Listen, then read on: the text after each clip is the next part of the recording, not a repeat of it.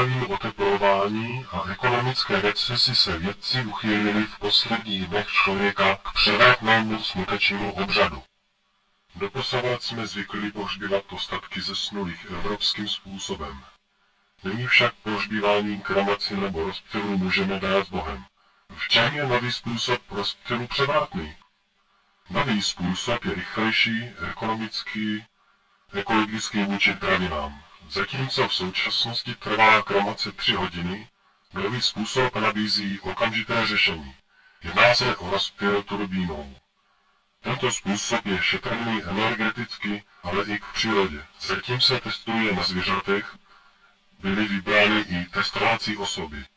Při rozptylu bez kremace nad krajinou dochází k obnově buněčných částí hnojením. Letadlo musí letět dostatečně vysoko, aby obyvatelé nemuseli zavírat okna. Rozptyl turbínou je lepší než válec.